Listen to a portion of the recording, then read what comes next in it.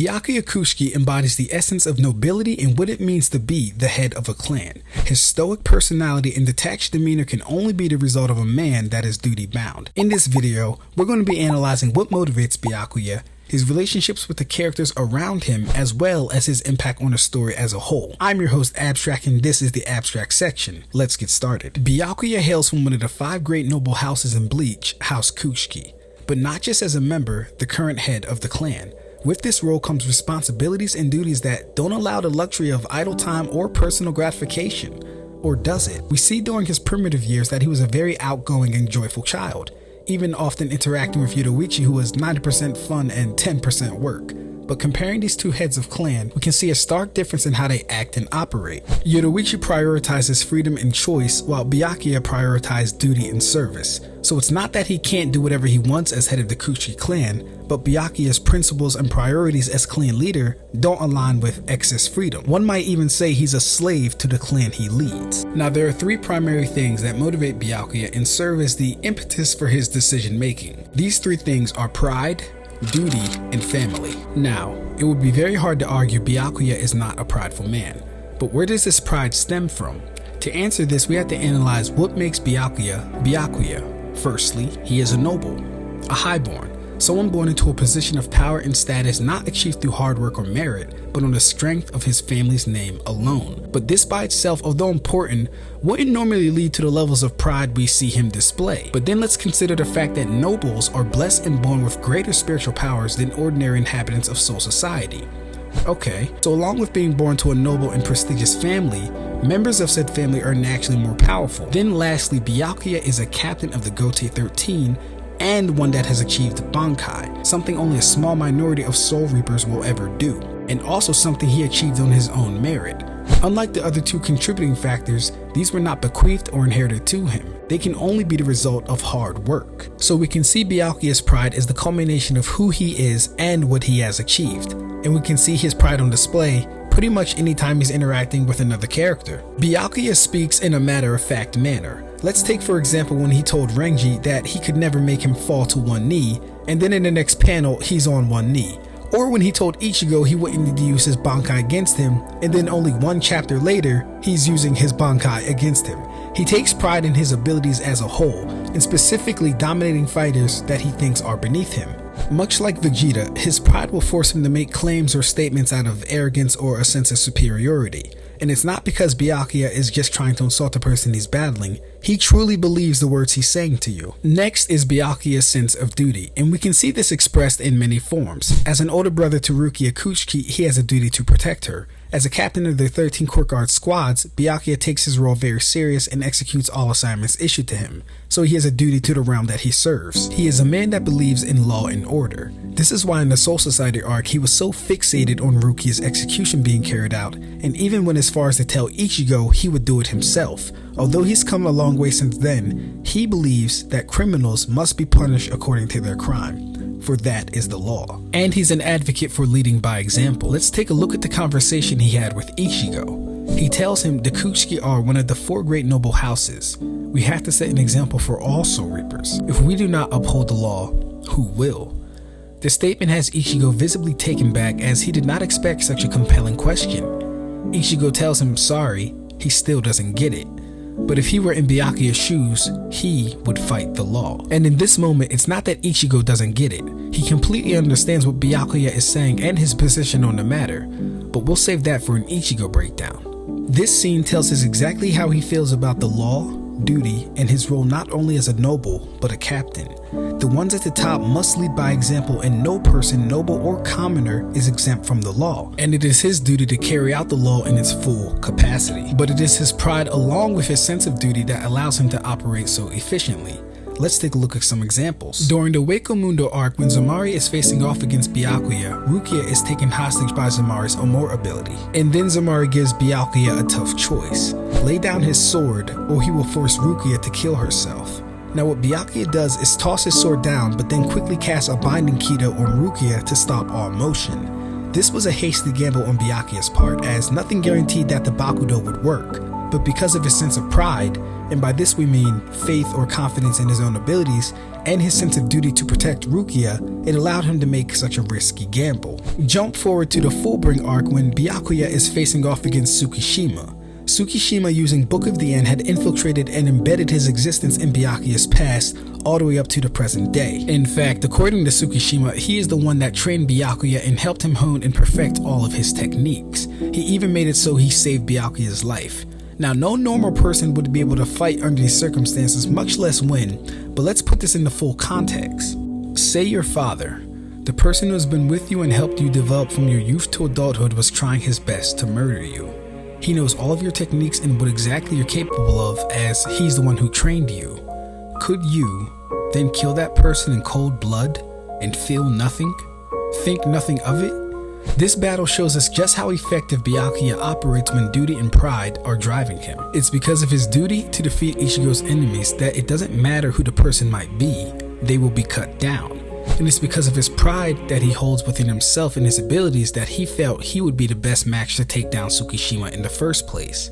His sense of pride and duty serve to enhance whatever endeavors or challenges he's facing. One moment of duty that is often forgotten is the taking in of Rukia by Byakuya. Rukia's older sister, before passing away, had tasked Byakuya with finding and taking care of her little sister, and against the Kuchi clan's laws and wishes, Byakuya did so, making Rukia a full-fledged member of the clan. And although in the beginning he may have seemed distant or cold to her, he took measures to make sure she was safe and didn't participate in things that would needlessly put her life in danger. And this leads us to Byakuya's last motivating force, family. After his reconciliation within himself to fight the law, Byakuya would showcase his dedication to protecting his sister Rukia and even let her break the rules if it was for a good cause. Now, I know most people don't consider it canon, but during the Bound arc, we see Byakuya manipulate and use his sense of duty to exterminate the Bounds as a mask to really get revenge for what they had did to Rukia. He fights Ginkaria not out of pride, duty, or service to the Soul Society. He fights Karia because the Bounds injured a member of his family. He has a duty to protect his family, and his pride can't let such an offense stand. After the kidnapping of Orihime Inoue, Byakuya along with Kenpachi is sent to escort Rukia, Renji, and the others back to the Soul Society.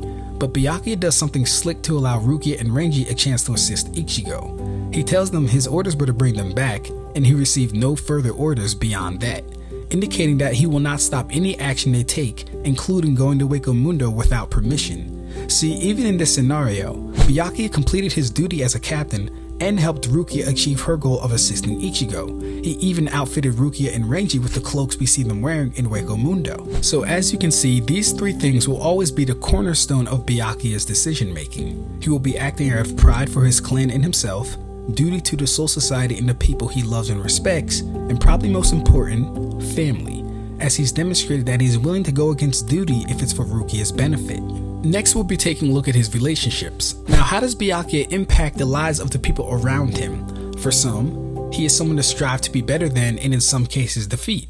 For others, they seek validation and recognition from him. But for most, he's just an arrogant ass noble. All jokes aside, let's start with those who view him as competition, Renji and Kenpachi Zaraki. For Renji, Byakuya is someone he always dreamed of surpassing, even before he became a member of the court guard squads or a seated officer. Since his academy days, he had his sights set on surpassing his captain. Now, Kubo never gives us a direct reason for this goal of Renji's, but one thing we do know is it somehow involves Rukia. And the links to this are very prevalent throughout the story. Starting with Ichigo versus Renji, we get a flashback of Renji's first time encountering Byakuya. When Renji first sees Byakuya, it's about a meeting with Rukia being adopted into the Kuchi clan. When Renji first arrives, he is stunned and taken back by Byakuya's presence and overwhelming spiritual pressure. It's to the point that he can't even look at him. After the meeting concludes, he expresses joy for Rukia and tells her how jealous he is of her. But this is only on the surface. As Rukia leaves, Renji says to himself, "Let her go. Don't get in the way." From this, we can see Renji's mixed emotions about his childhood friend being offered a better life and no longer having to be a commoner. He wants the best for Rukia, but he also still wants to be close to her. He's conflicted. In the somber conclusion of his fight with Ichigo, he tells him this: "I'll always be a stray dog. All I do is bark at the moon. I don't have the guts to jump at it. I've never been good enough to beat Captain Kuchiki. Since Rukia left, I've trained every day, but to no avail." I'm not strong enough to save her. Then during Renji's promotion to the rank of lieutenant, Ikkaku mentions how he'll now be one step closer to Byakuya and that he shouldn't miss his chance to say goodbye to Rukia since she'll be going on an extended trip in the world of the living. But what's important is during this conversation, Ikkaku says, now that you're an assistant captain, you're practically equals, referring to him and Rukia, and that it's been 40 years since they last spoke. So there's a lot to unpack with these two conversations involving Renji, but we're going to take it one step at a time. Renji saying he'll always be a stray dog is in regards to his past. Growing up in the Rukangai, the children were like lost animals or strays with no place to go or to call home. Rukia was also once a stray, but due to being adopted by the Kuchiki family, she now has a place to call home. Renji, on the other hand, was never accepted by anyone and thus accepts his reality as a stray dog. Line 2. All I do is bark at the moon. I don't have the guts to jump at it. Now, from the context of what's going on, it's clear he's talking about Byakuya here. Renji may bare his fangs and do his best to surpass him, but he will not challenge him, at least until much later on.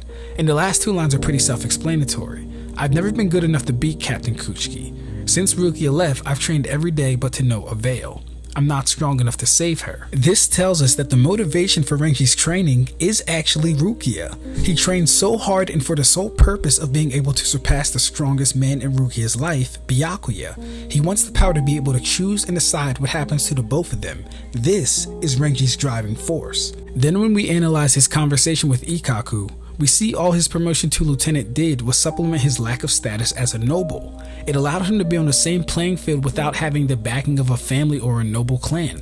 Much like the movie Lady and the Tramp, our stray dog Renji could never frivolously just be in the company of or casually associate with someone of a higher pedigree.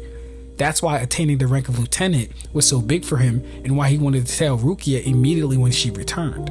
So in my opinion, Renji wants to surpass Byakuya for Rukia's sake, as he's not only a pinnacle of power, but a symbol of the noble status that will forever be out of reach to him, at least until they get married. Now, other than being a motivating force, Byakuya's relationship with Renji is nothing but good. The two show mutual respect towards each other, and Byakuya makes it clear in the 1,000-Year Blood War that he believes in Renji's strength. On to Kenpachi Zaraki. This is a much simpler and straightforward relationship. Kenpachi views Byakuya as someone worth fighting, but also someone worth fighting alongside. And if you see my Kenpachi psychology video, then you should know this in itself is Kenpachi's way of holding you in high regards. Over the course of their history and interactions, they've traded shots, insults, and at a fundamental level, respect. During the first encounter we see from them, Kenpachi very disrespectfully tells Byakuya that if he'd like, he could be the one to execute Rukia, prompting Byakuya to insult Kenpachi's skill at such a task.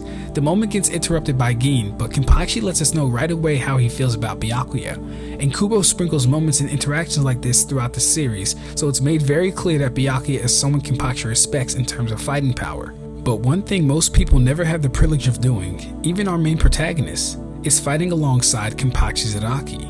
This really only gets to happen twice throughout the series, and Byakuya is a part of both of the battles.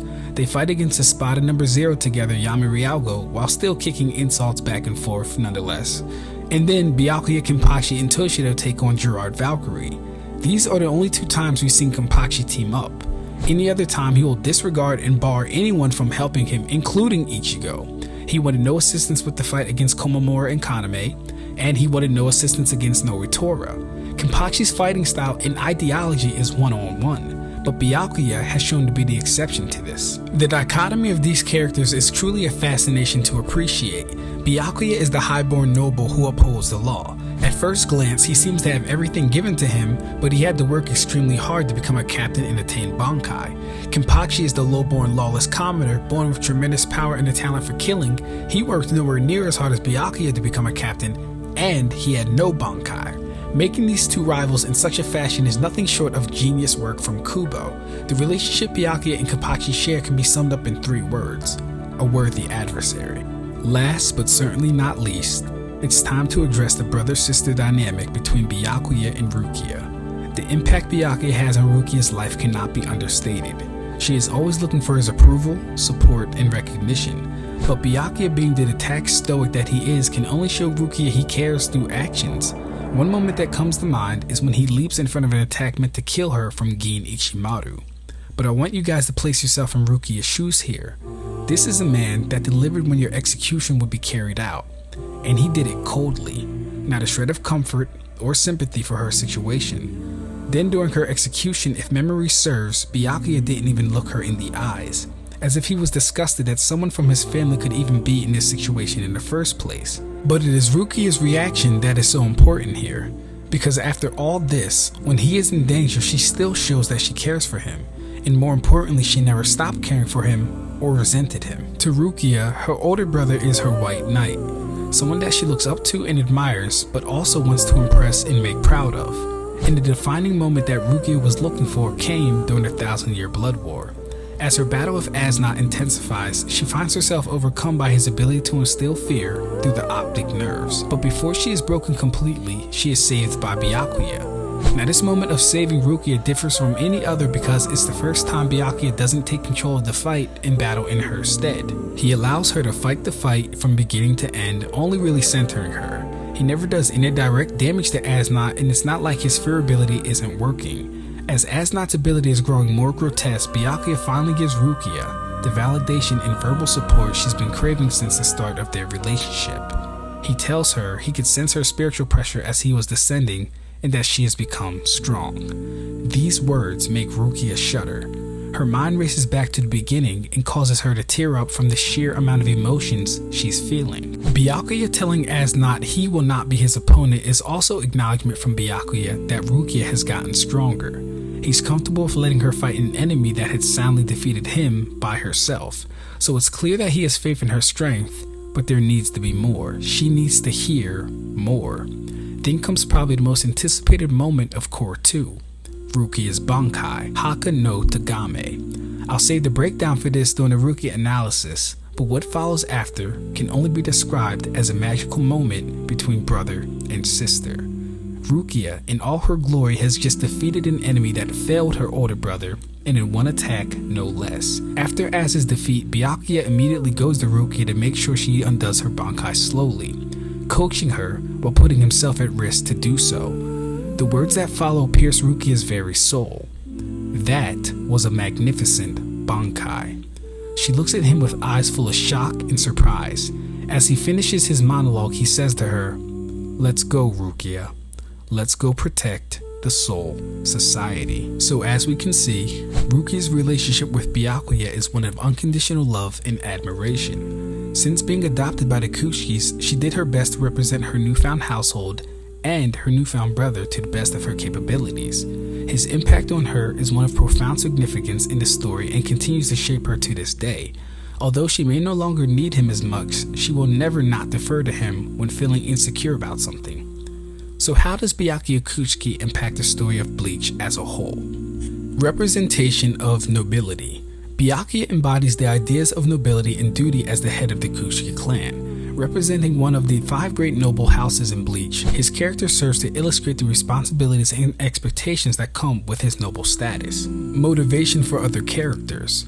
Byakuya serves as a motivational figure for characters like Renji and Ichigo, who aspire to surpass him in strength and skill. His formidable presence and status as a captain of the Gote 13 inspire others to push their limits and strive for excellence. Conflict and rivalry. Byakuya's interactions with characters like Renji and Kenpachi Zaraki highlight the themes of rivalry and competition within the Soul Society. His clashes with these characters provide intense battles and contribute to the development of their respective arcs.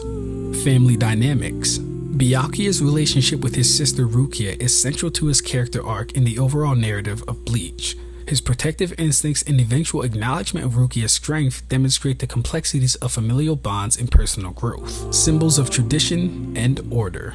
Byakuya represents the traditional values of the Soul Society, including adherence to the law and maintenance of order. His commitment to duty and adherence to the rules serve as the foil to other characters with more rebellious tendencies. Overall, Byakuya Kuchiki's presence in Bleach contributes to the richness of the story, providing depth to the themes of nobility, duty, rivalry, and familial relationships. His character adds layers of complexity to the narrative and influences the development of other key characters throughout the series. Put in the comments for who you would like next to be featured in my character analysis. I'm your host Ab-stract, and this was the Ab-stract section.